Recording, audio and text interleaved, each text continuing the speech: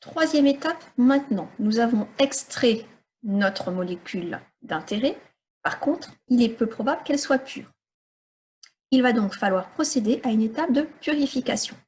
Là encore, on va avoir deux possibilités, suivant que l'on a procédé à une extraction liquide-liquide ou une extraction solide-liquide. Premier cas, si on a procédé à une extraction liquide-liquide, notre produit liquide, on va choisir de faire une distillation fractionnée. Regardez la petite vidéo de mon collègue, Monsieur Branner. Lorsqu'on fait bouillir un mélange de liquides, ils n'entrent pas tous en ébullition en même temps, mais les uns à la suite des autres. En commençant par le plus volatile, c'est-à-dire celui dont la température d'ébullition est la plus basse. Les changements d'état s'effectuent à température constante, et le mélange va garder la température d'ébullition du liquide le plus volatile tant que celui-ci ne sera pas entièrement transformé en vapeur. Le montage pour réaliser une distillation fractionnée comprend un chauffe-ballon, une colonne à distiller verticale constituée de plusieurs pointes creuses qui permettent de condenser les vapeurs qui y montent. Cette colonne est appelée colonne de Vigreux, d'un thermomètre, d'un réfrigérant droit et de plusieurs récipients collecteurs. Nous avons choisi ici des éprouvettes graduées. Ensuite, on verse le mélange de deux liquides ayant des températures d'ébullition différentes dans le ballon. On a choisi dans cette vidéo un mélange éthanol-pentane. On ajoute ensuite dans le ballon quelques grains de pierre ponce afin d'avoir une ébullition homogène.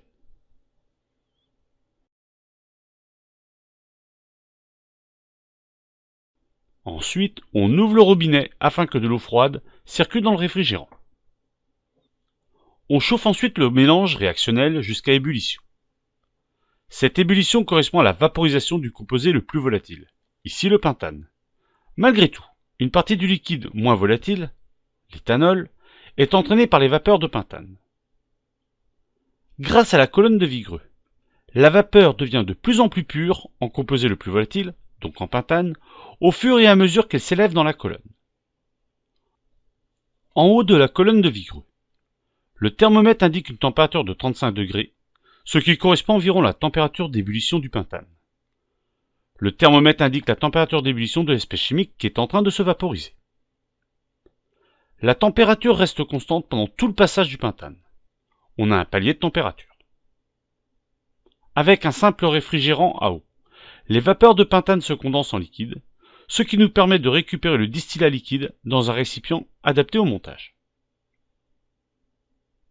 Quand tout le pentane est passé, on constate que la température augmente. À ce moment-là, nous changeons de récipient collecteur à la sortie du réfrigérant. Pendant cette montée de température, on récupère un mélange de pentane et d'éthanol. Au bout de quelques minutes, la température se stabilise à nouveau. Le thermomètre indique une température de 76 degrés Celsius, ce qui correspond environ à la température d'ébullition de l'éthanol. La température reste constante pendant tout le passage de l'éthanol. On a un nouveau palier de température. Quand la température est bien stabilisée, on change de récipient collecteur afin de ne récupérer que de l'éthanol.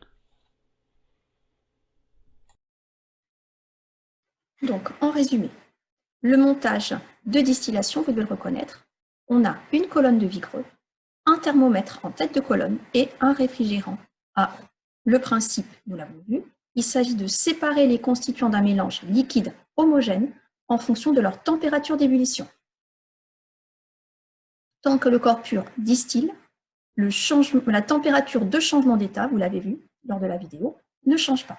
Et les vapeurs sont ensuite condensées grâce au réfrigérant. Deuxième purification, le principe de la recristallisation si notre produit initial est solide. J'ai un solide dans lequel sont piégés un certain nombre d'impuretés, a priori en quantité très faible, sauf si vous avez vraiment manipulé comme des quiches. Pour purifier le solide, l'idée est la suivante. On va devoir solubiliser l'ensemble du solide, ça veut dire acide benzoïque plus impureté dans un solvant qu'on appelle solvant de recristallisation, puis refaire précipiter sélectivement l'acide benzoïque sans les impuretés. Alors comment réussir ce coup de maître? D'abord, il faut se rappeler que la solubilité des solides est fortement influencée par la température, mais aussi et surtout bien choisir le solvant de recristallisation ainsi que la quantité utilisée et à quel moment on va l'utiliser. En fait, ce qu'on souhaite faire, c'est utiliser le minimum de solvant possible pour resolubiliser tout l'acide benzoïque. Donc finalement, le meilleur moyen de solubiliser tout le solide, c'est de se placer à haute température. Donc on va solubiliser le solide au reflux du solvant. Et à cette température, on va ajouter le minimum de solvant possible pour solubiliser le solide. De cette manière-là, lorsqu'on va laisser le système revenir à plus basse température, l'acide benzoïque va recristalliser seul, et cela d'autant plus qu'on aura mis peu de solvant de recristallisation. Chaque goutte de solvant en trop, c'est de l'acide benzoïque en moins à la fin. Concernant le choix du solvant de recristallisation, celui-ci devra solubiliser le composé d'intérêt, donc ici l'acide benzoïque, à chaud, mais très peu à froid. Et quant aux impuretés qui sont a priori en très faible quantité, elles devraient être le plus souvent solubles à chaud et à froid. Résumons-nous. La technique de recristallisation est une technique de purification des solides qui repose sur la différence de solubilité mais aussi de concentration entre le composé d'intérêt et les impuretés dans le solvant de recristallisation. La solubilisation du composé d'intérêt s'effectue à chaud dans le minimum de solvant à l'aide d'un montage de chauffage à reflux. Je rappelle également que le solvant de recristallisation doit solubiliser le composé d'intérêt à chaud mais très peu à froid et solubiliser les impuretés à chaud et à froid. Voilà, je vous l'avais dit, cette vidéo est limpide. Donc vous avez bien compris que ça s'appuie sur la différence de solubilité à chaud et à froid du produit et des impuretés dans un solvant bien choisi. Que le produit brut est dissous à chaud dans le minimum de solvant, puis le mélange est laissé à refroidir lentement. Que les impuretés vont rester solubilisées dans le solvant, alors que le produit va cristalliser et pourra être ainsi récupéré par filtration.